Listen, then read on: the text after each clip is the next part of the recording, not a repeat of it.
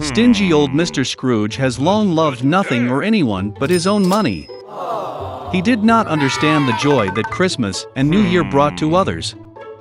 Therefore, on the eve of the holiday, the old man refused to let his assistant leave work early, who wanted to buy a present for his son.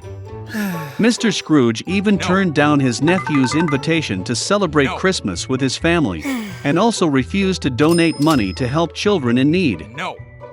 The old man closed his office late in the evening and went home. And then, in his bedroom, strange things began to happen. A wind blew from somewhere, thunder rumbled, and suddenly the ghost of his companion, who had died last Christmas, appeared in front of him. Mr. Scrooge was very scared and did not understand what was happening. The spirit said that after death he was punished for not doing good and not helping people during his lifetime. He did not want the old man to suffer the same fate. So he warned Scrooge that 3 other ghosts would soon visit him. After these words, the spirit disappeared. The old man pretended that nothing had happened. But soon, the ghost of a child appeared before him. Mr. Scrooge was stunned because it was the spirit of his past years. The ghost, with the help of magic, transferred them to the past. The old man saw himself as a little boy in the town where he was born and raised. He was decorating the Christmas tree, and he had a lot of fun. Then Mr. Scrooge saw himself in his youth, the day when, full of delight and hope, he proposed to his beloved. After that, the old man saw himself matured. His wife was crying, and he could not understand why she decided to part with him. The fact is that Scrooge no longer paid attention to her, but only thought about money. The old man could not look at such himself from the side, and asked the ghost to return him back. The spirit eventually disappeared, but another ghost appeared in its place. He carried Scrooge to his assistant's home on Christmas Eve. The whole family was sitting at a poor table. The old man was sure that they all hated him, but he became convinced that this was not so. The aide offered a toast to Mr. Scrooge's health, and his wife very willingly joined the toast.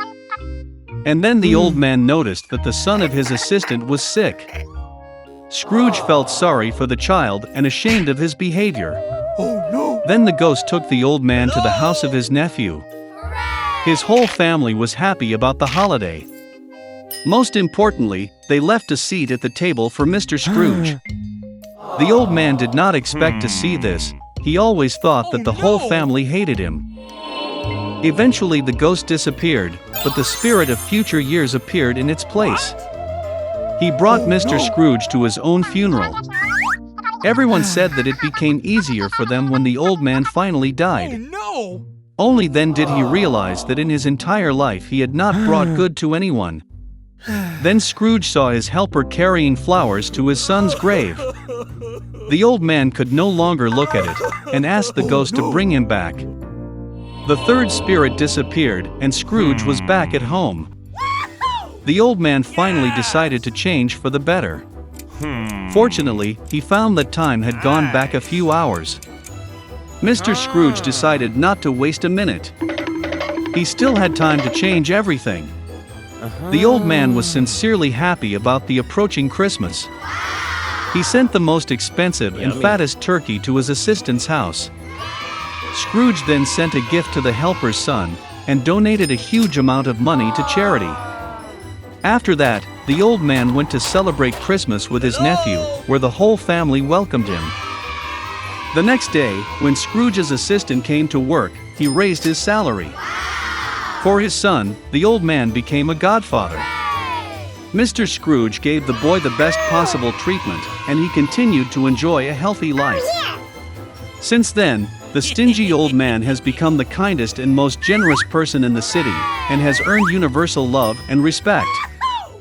Once upon a time there lived an old man and an old woman in a small house on the edge of the forest. Everything in their life was arguing. Only one thing was missing: the old man and the old woman did not have children. Once the old man asked to bake a gingerbread in the shape of a little man. The old woman looked into the barn, and there was almost no flour left. She took a bowl, scrubbed it along the box, swept it along the bottom, and a handful of 2 handfuls of flour gathered. The old woman kneaded the dough with sour cream, and when she was rolling out a gingerbread on the table, she took it and made it in the shape of a little man with arms, legs, with a head, and put it in the oven. After a while, the old woman came up to see if the gingerbread was baked, took it and put it on the window to cool. The gingerbread man cooled down, lay down, but suddenly got up and ran as fast as possible out of the house from the window to the bench, from the bench to the floor, across the floor, and to the doors, jumped over the threshold to the porch, from the porch to the courtyard, from the courtyard to the gate, farther and farther. The old woman called her husband, and they both rushed after him. But it's not so easy to catch the gingerbread man. Now, he has already reached the field where the peasants were threshing their crops. Running past, the gingerbread man shouted at them that he had already run away from the old woman and the old man, and he would easily run away from them too. The peasants heard this and ran after him. But no matter how fast they ran, they could not catch up with him. A gingerbread man ran up to the field where the mowers were mowing the grass.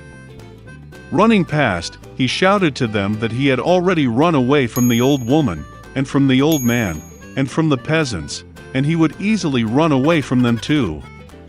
The mows could not stand such ridicule. Everyone rushed after the gingerbread man. They run as fast as they can, but they cannot catch up. And towards the little man the cow is walking, he shouted to her that he had already run away from the old woman, and from the old man, and from the peasants, and from the mowers, and he would easily run away from her too. The cow got angry, and also rushed after the gingerbread man. Only he cannot catch up. And to meet him a pig. The little man shouted that he had already fled from the old woman, and from the old man, and from the peasants, and from the mowers, and from the cow, and he would easily run away from her too. A pig screeched and ran after. Only she could not catch up, she was too fat. A gingerbread man runs along the road, and a hare meets him. The little man said that he had already run away from the old woman, and from the old man, and from the peasants, and from the mowers, and from the cow, and from the pig, and he would easily run away from him too. The hare heard this and ran after him. Nor can he catch up with the little man, only the hare saw him. A gingerbread man runs, and a wolf meets him. "I will eat you," says. And the little man answered him that he had already fled from the old woman, and from the old man, and from the peasants, and from the mowers, and from the cow, and from the pig, and from the hare, and he would easily run away from him too. The wolf growled and rushed at the gingerbread man, and he dodged and ran as fast as he could. Only the wolf saw him. A gingerbread man is running, and a huge bear is meeting him.